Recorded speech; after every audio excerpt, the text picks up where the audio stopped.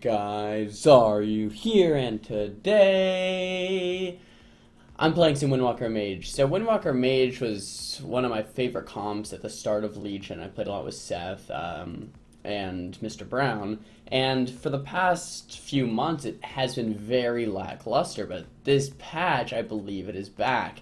Here are some of my games. This is the first time I played Windwalker Mage. I'm playing with May and Tellarine.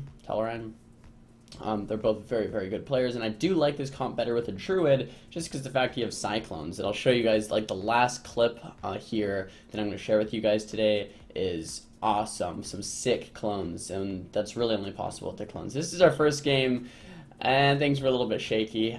We were overlapping some stuff, breaking polys. I probably wasn't doing my burst at the right times, etc. But this was a pretty quick game here, as you'll see in a second. We get a leg sweep and the Feral Trinket and presses walls. We're like, okay, Feral's a beautiful kill target here. Right around here, I get a Blink CS on the Pally's fast cast, and I can see that there are my Gladius, so I just pop all my cooldowns, kill them in the blanket, or in the lockout counterspell right there. I did see a few comments in the video from yesterday, I think that, and you guys wanted me to include the scoreboards in each game instead of editing it out, so I will try to do that from now on. There's a scoreboard, so you can pause it right there if you want it. I'm not going to keep it there forever, but if you want to check out the scoreboards, damage done, healing, and stuff like that, I'll try to include that in most of my videos. Anyway, we fought a Windwalker UA Arsham next. We fought these guys twice. I think we beat them both times. The first win wasn't the greatest, so I actually do line of sight that Hex there, trying to go for a sheep on this Nova, but I'm just getting rooted and belfed, and it was pretty bad. I don't end up landing the sheep just because there's so many kicks and interrupts and stuns and whatever. Counter-Strike goes down, my monk kills it right there, then my monk pairs the monk off me, and I'm trying to get a sheep here on the shaman, but it's just not happening. So instead of just playing in and slowly killing myself, I'm going to play out, build up some icicles, and then push in once we get some more setup. We tried to do a swap here onto the shaman, so I pop Orb, Comet Storm, Ice Nova, all my bursts, but he does end up gating out, and it looks like he's going to be okay, or at least I can't connect. My monk actually goes ahead and kicks him there, and I got a new version of Gladius that actually shows kicks, which is freaking awesome. But yeah, they're doing a lot of pressure onto me. I am playing Burning Determination this game and enforce into my first ice block. It's pretty nice having 2 ice blocks now, though. If you guys didn't know, too, ice block does reset ice barrier. So right there, what I could have done is ice barriered and then cold snap, and then I have a second barrier, which would have been very, very nice. But I'm still trying to get used to that. Casting a lot of blizzards, as you can see, to try to reduce my orb cooldown as much as possible. I have my orb back already, so I'm trying to communicate. Alright, I have orb again, where should we go? I think Lock is the safest bet here. You can do some really nasty swaps with Windwalker Mage, though, to, you know, Arsham or pretty much anything without a trinket. But just training Lock, keeping him, you know, not doing much damage is a very, very safe bet. Like, even there, I think we were going to go Arsham, but he pre-earthened, and we're just like, let's just go Lock. Because that's you know, pretty easy to do. So we're hitting the Lock here. I'm getting fisted up by the monk as well. If this game goes into deep dampening, we will lose just because they have a Warlock and an Arsham, and that's pretty much the, you know, their advantage as a comp is that they can dampen very hard because of the dots and just spread healing and stuff like that.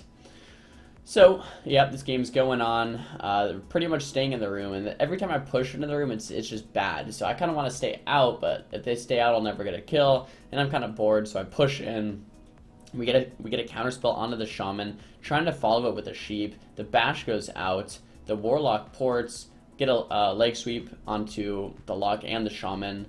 Shaman's trying to keep us lock up. He gets a cast off. I had no kick for that. We have a karma and a touch of death here onto this warlock. I have to block, and that was really just miscommunication between the druid and I. I should have just come out the same side he was on, but I thought he was on this side, but he's really on the other side. So that was my bad, if anything, having to force go into a second block. The shaman does trinket, gets paralyzed up into a half clone. A little bit of overlap there. Shaman gets kicked by my monk. I'm getting very low. This warlock's getting very low. It's a very close game. Counter-Strike's dead. Sheep onto the shaman, into another sheep. Is he going to go down? He finally does. So pretty sketchy game. That's really just because like we don't want to push into that room. I did get a piece of gear there too. So I actually logged over to my main after a couple games because I was like, man, these games are awesome. I didn't expect them to go so well and have so much fun playing Windwalker Frost Mage. I still believe I'm the highest Frost Mage in 2s, 3s, and RBGs, pretty much every bracket right now. So that's pretty awesome. And I'm just doing the build with the Frozen Orb that kind of theory crafted a week or two ago with Volkazar, and it's just been awesome. Rogue tries to step kick me. Paralyze the Rogue. We actually kind of do like a swap here, but I can't do too much damage into it. I pop cooldowns late, just we have no CC, so it's not going to really get much done. Forces Rogue's Cloak, hitting Warlock, and I really do think, like even in this game, like you can do swaps to Rogue, and you can do swaps to the Shaman. But we, if we do too many of those, we kind of give up our consistent pressure onto the Warlock. So if we just kill the Warlock, it's very, very safe bet. Here you see I do kind of a cool ring where I ring the Shaman off so he's forced to go around to the other pillar. And once he goes to the other pillar, then I force him into a full sheep. The Rogue has no trinket, so I am being mindful of that, or trying to, but I really do just like Lock as a solid kill potential here. And the Lock goes down, right after saying that. So the Shaman is playing Relentless in these matches, and if with the Relentless Shaman, you don't even have to force trinket. You just get them into a sheep or two, into a clone or two, then boom, the Warlock will die. I don't know, I think I flag of ownership thug here. Oh, maybe not. Anyway, we'll kill the Rogue, and there's the scoreboard if you wanted to pause on that. And yeah, the reason I used to cut out the scoreboard is just because it keeps the games a little bit shorter.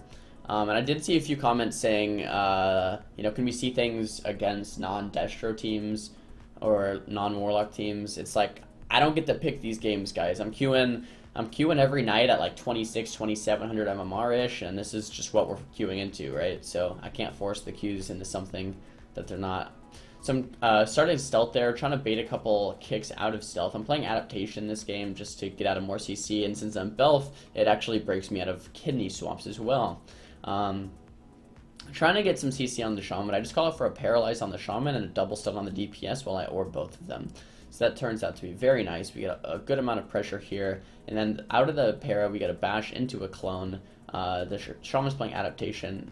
He clones up the adaptation, clones them one more, then switches the clone to the Warlock, then clones the trinket on the he hasn't cloned the Warlock yet. He clones the Warlock now, and then clones the trinket onto the Warlock. The Shaman goes into a kick, and yeah, Warlock's just taking it. Shaman gets fisted, and Warlock does go down. So that was that sweet game I was talking about with those crazy May clones, man. That was nutty. Shaman gets cloned, Lock gets cloned on his trinket, and then we just end up getting that kill there with the sheep on the Rogue. So beautiful game there. Beautiful matches all around. I really hope you guys enjoyed this. I'm definitely going to be playing more Windwalker Mage in the future. This might be my favorite setup. Maybe RMD or Windwalker Mage are probably my best two setups right now. And I have played quite a bit of comps now, so I definitely think if you guys want to push rating, I would go for one of those two. Anyways, guys, thank you for watching. Hope you guys learned something. Hope you enjoyed. Thumbs the video up if you did. Thumbs it down if you didn't really like it. Let me know in the comments what you guys want to see for next time. And I'm out of here. Peace.